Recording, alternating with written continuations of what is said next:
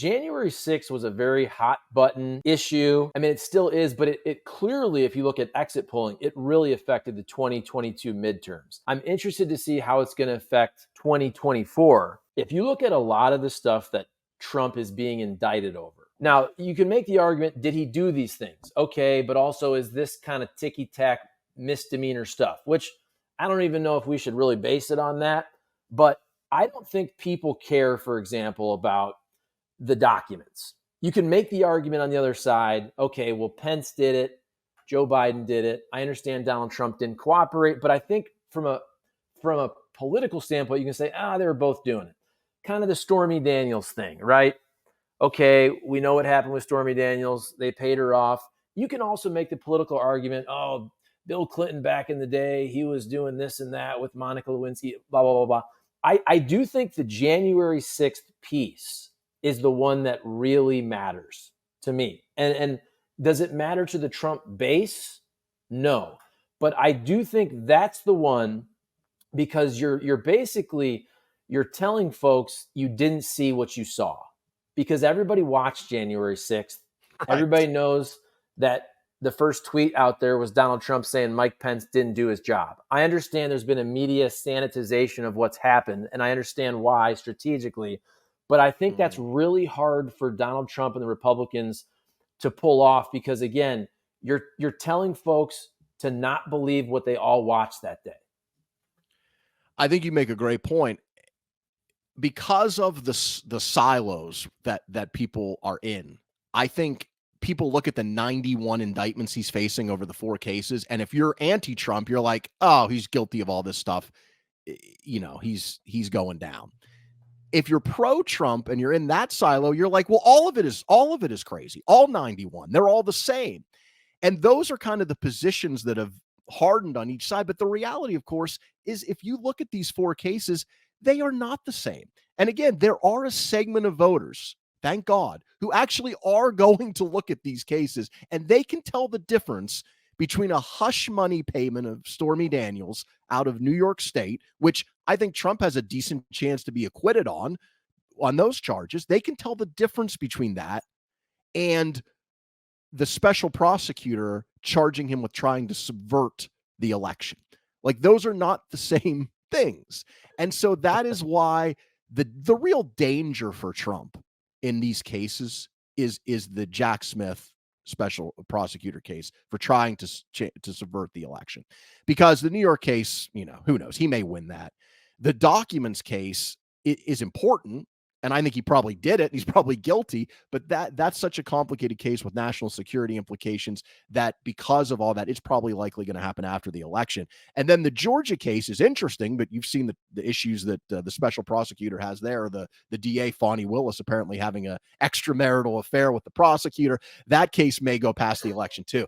The key case is the Jack Smith case. And also in the polling, it matters too, because Harris polled for all of those different cases. And they said, if Trump is convicted of this, and they went through each one. And the only one that swung the result was if he's convicted for the case of inciting the January 6th riot / trying to overturn the election. That was the one where Biden then beats him. That's the one that is the most danger for him politically and legally. And it's likely that one will go to trial. We don't know for sure before the election. And so that's why I say Republicans, it's going to be tough, because another New Hampshire exit poll last night from CNN, is Trump fit for the presidency if he's convicted of a felony? 50% yes, 47% no. Now, look, are some of those 47% going to come home and still vote for him? Absolutely. Absolutely. They're going to still vote for Trump, even if he's convicted, but not all of them. And that, I think, is the weakness that Trump has with what's coming down the pike. And I think it's what his supporters are by and large overlooking, because they see it all as a witch hunt. To them, the Stormy Daniels hush money payment case is no different than trying to overturn an election. But to people in the middle, they see a distinction there, which I would agree with. Yeah, and in this particular matter, I consider myself in the middle, because this is my honest opinion. I've said this on previous shows here. Do I love everything about Donald Trump? No. Did I vote for him? No. But I think he did a pretty good job as president. I don't blame him for COVID. I think everything's been off the rails in the United States and the world since COVID. So there's a lot of things that I don't blame both Trump and Biden for, because I think a lot of it is basically ramifications from COVID.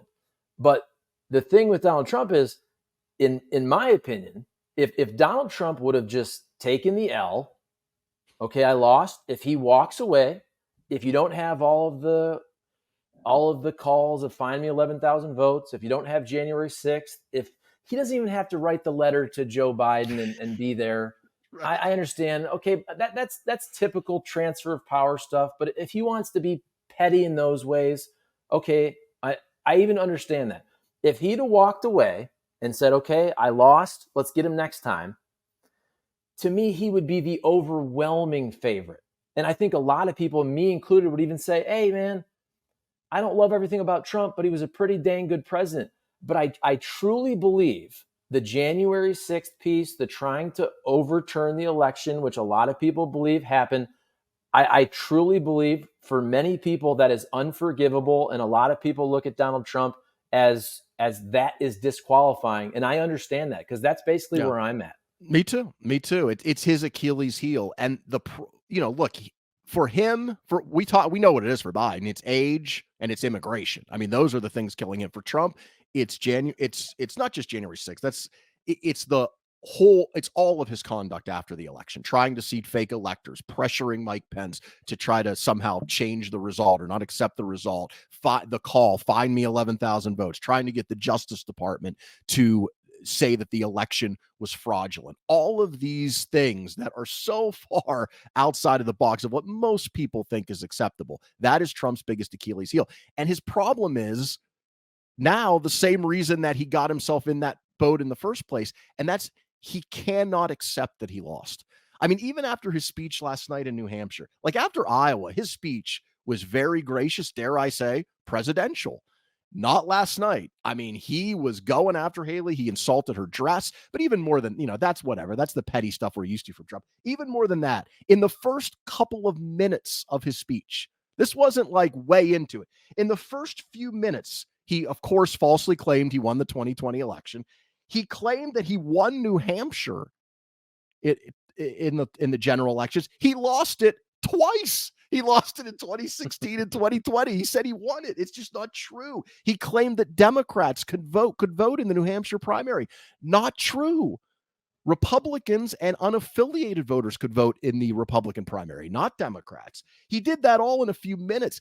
He can't help himself. And I think that's another thing that people underestimate about the baggage of Trump is he is going to be in the spotlight even more than he's been in recent months. And he's not going to be able to stop himself from saying these things. And for a sliver of voters, that turns them off that may have considered voting for him. And then when you get to a trial and all of the evidence is presented about all of the things we've talked about and the conversations he had with people and the ways that he tried to overturn the election, again, in a way, I credit Republicans for going with who they want. But I think politically and tactically, I think it is a giant mistake. And you are rolling the dice because Trump may still win anyway. Let's be clear. Biden is so unpopular. He may still win anyway. But you are rolling the dice with an election that you probably should win. All right, let me throw this at you because, this is unfortunate, but I do feel like a lot of politics becomes this whataboutism. And to me, it's fair because I want people to bring up both sides of an issue. Okay, don't attack one side if you're not going to do it for the other. So you and I both gave our piece there on January 6th. However, I'm trying to put myself as a Republican or in the shoes of a Trump voter. I can also understand. So this Hunter Biden laptop deal. Okay, I can also understand why they're saying, okay, is it that much different though if the government, FBI, whoever, truly did collude with big tech to suppress these stories, like what you saw happen on Twitter, even Mark Zuckerberg, if you saw that interview with Joe Rogan, where they basically made it so it was not as pronounced within the algorithm of Facebook. So, that's wrong. And if the government is doing that, that's a very bad thing. So when I say that, do you think that's equivalent? Is that a false equivalency? I'm not saying that means you should go and storm the Capitol. That's not the correct response. Right. But again, in this whataboutism that we play politically, I could see how a Trump voter goes, okay, January 6th and all that, but they cheated with the collusion of big tech to suppress the Hunter Biden laptop story. Now, I don't necessarily believe that many people. I remember you've probably heard this stat: 17% of people would change their vote based on the Hunter Biden laptop story. I truly don't believe that, but I understand if you're making that argument, you could say, well, that's just as bad maybe if the government is colluding to suppress information and not see the voters, not let the voters get it right before an election. Yeah, I think, look, they're not the same. And I think that's one of the things that we get into now is, as you mentioned, it is such this whataboutism rather than we used to be able to say, okay, just because two things have some similarities does not mean they are exactly the same. Like, it's a crime to steal a candy bar from a convenience store, and it's a crime to shoot somebody in the head. They are both crimes, but they are not the same. And I think that is what it just blows my mind when people try to come up with all of these justifications. Look, Hunter Biden is a mess, right? And his conduct in his life, and I'm not even talking about his personal stuff because he had an addiction and I have sympathy there. But his conduct and the way he sold the perceived access to his father for his own personal gain is outrageous. You know, it's outrageous. And then that's not to mention the potential crimes he's charged with or tax evasion. So I have no sympathy for Hunter Biden. And I agree that it was wrong of Facebook and Twitter to what do they call it? Dethrottle that story, to not allow for a period. They didn't allow it to be shared. I think they did eventually lift that after a period, but there's no question they did that. And there's no question that the former intelligence officials who came out with that letter and said this is Russian disinformation, that played a big influence on these social media companies' actions, and that was wrong. But if you hear interviews with some of those people, they thought at the time that it was because we knew Russia had interfered before. We were on the lookout for something. This came down the pike. Rudy Giuliani, who had possession of the hard drive, would not share it, he and his associates, with other media. The New York Post put out that story. Other outlets were like, hey, let us look at that. Let us see that. Let us try to verify that. And he didn't do it, right? Now, again, I want to be clear. I'm not saying what Facebook or X did in that regard was right or in hindsight, it definitely wasn't right. It isn't how I probably would have handled it. I'm big on letting speech out and let people make their case. And that's how it should have been handled. And it was wrong. But it is not the same thing as a systematic effort over a period of months to try to overturn the results of an election. And I think one of the things that's so frustrating about this moment in politics to somebody like me, who's kind of in the middle, who goes back and forth and isn't aligned with either camp, is this constant whataboutism and trying to compare things that really aren't alike and make it seem as if they are in order to give some type of justification for what is just outrageous behavior. Like Donald Trump's, say what you will about his presidency, and there were a lot of things I liked in his presidency. As you mentioned, his conduct after the election is unprecedented. No president, you've studied history, no one has done this. There's no comparison to Al Gore in 2000. There's no comparison to what's the other thing people throw out? The Democratic electors from Hawaii in 1964, 1960, if you want to Google that. Again, these are not the same thing, but people try to conflate them as the same, and we know why. The reason is to try to downplay what Donald Trump did to make him more palatable to people. And to a large degree, it has succeeded. And the evidence was from that exit poll I said earlier, when 49% of Republican primary voters in New Hampshire say that Biden did not win the election legitimately.